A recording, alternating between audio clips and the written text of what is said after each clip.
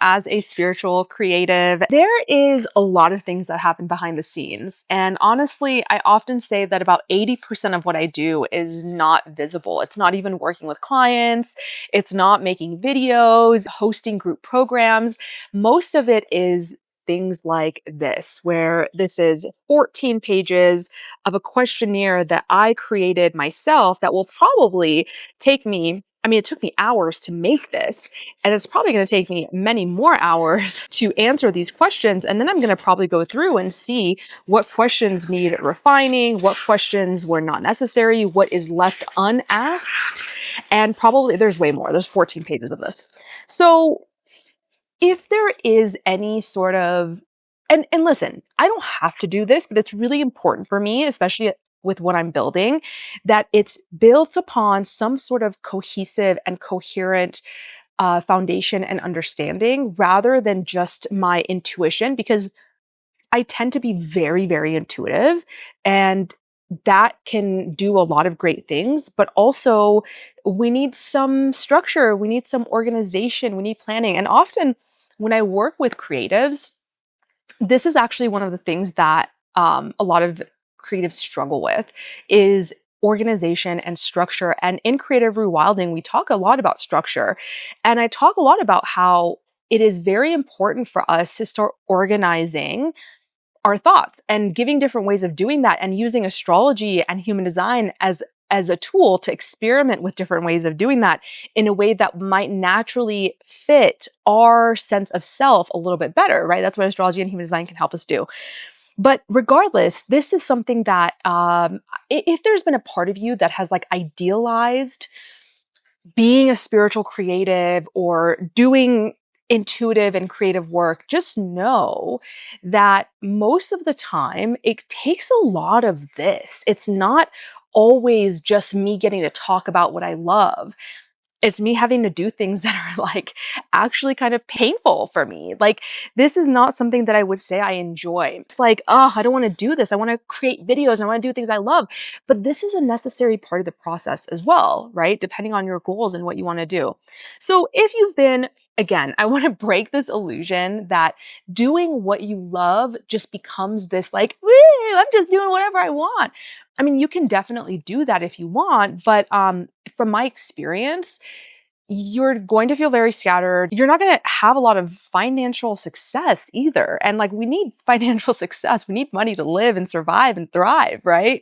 So there needs to be some organization brought into your life. But I just wanted to share this with you. I showed this my partner, and he was like, "What the hell?" He's like, "Is that necessary?" And I was like, "I believe it is." That's another thing too, is like looking at other people and other people telling you things like, maybe you don't need to do this, and you having to have that resolve, that understanding in yourself that what I'm building or what I'm creating is so important to me that I'm willing to put in all of this work, even though it isn't something that I necessarily enjoy.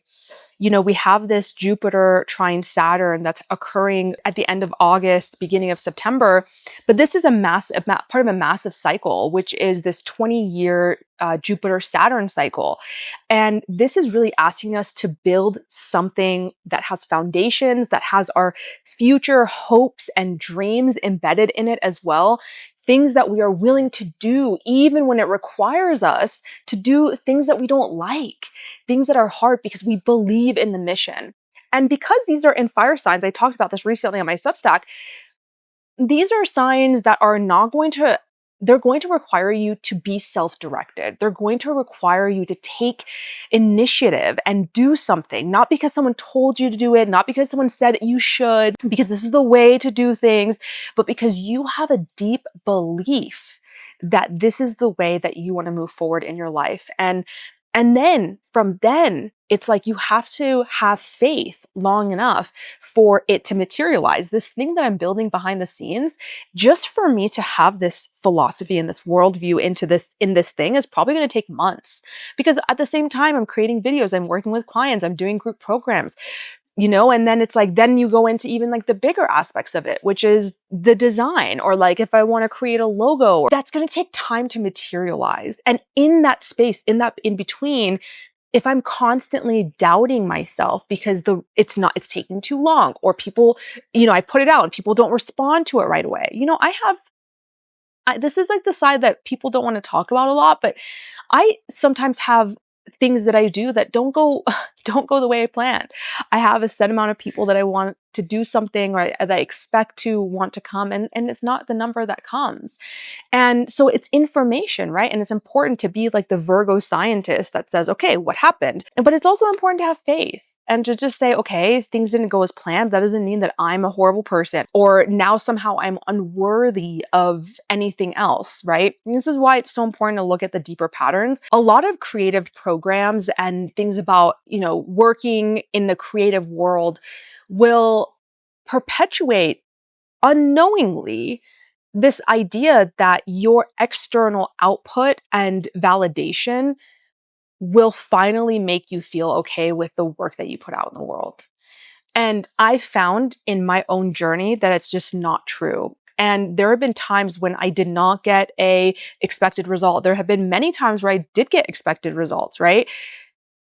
Both times, if I make that mean something about me, then I am playing a losing game, because there are so many other causes and conditions that play into what could have happened, right? It could have been wrong time, wrong offer.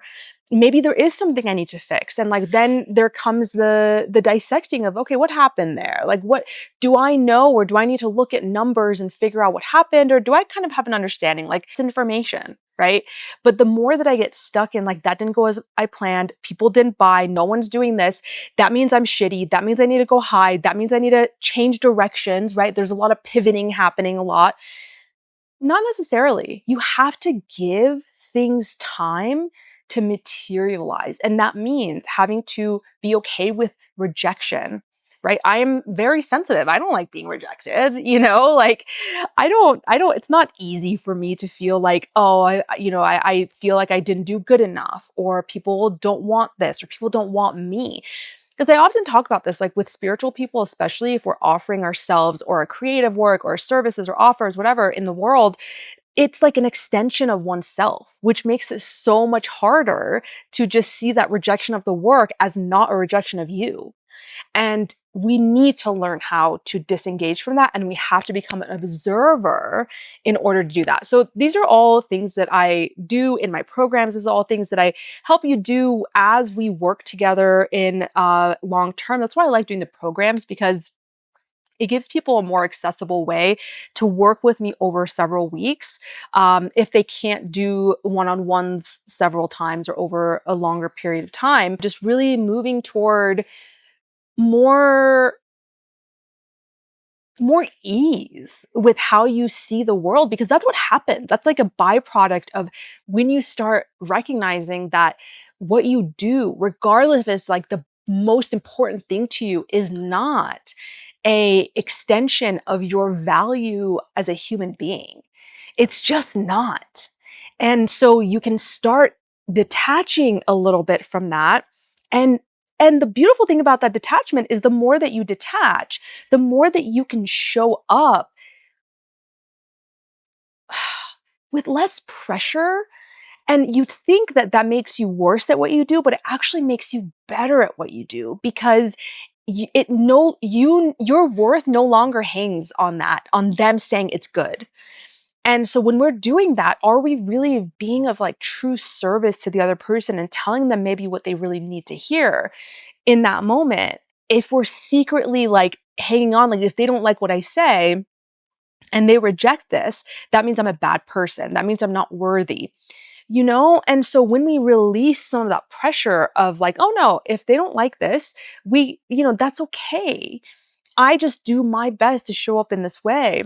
I've worked with people myself, like coaches and just people in this realm, that I have had situations happen where I didn't it wasn't like 100% there. Unless someone does something like super unethical, like they don't come prepared, or they're, I don't know, like texting people while you're talking to them or something, or I don't know, like just true, you can tell like there's something very unethical about it, or they don't show up or something like that. I haven't had many experiences like that. Most of the time it's like, okay, like the connection wasn't there, or it helped me see like, okay, this person can't go quite as deep as I want to. That's often a thing for me, is that like I really need someone who can meet me at my depths, and it's like difficult for me to find that all the time. But then I might say, oh, well, this person might be really good if I have something like more surface level next time.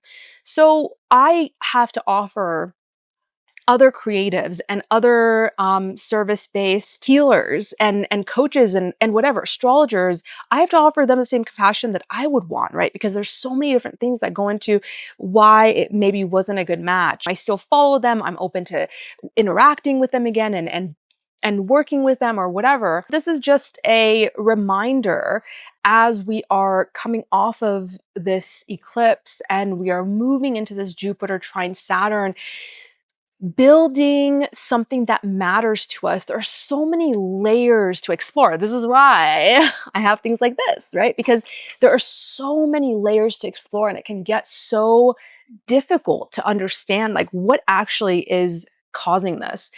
What actually is, I don't want to say what actually is causing this, but what are some of the root causes?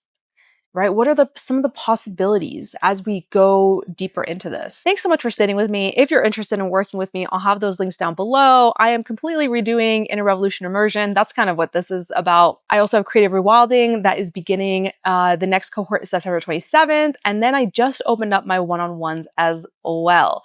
So I'll have all that linked down below. And thanks so much for being here.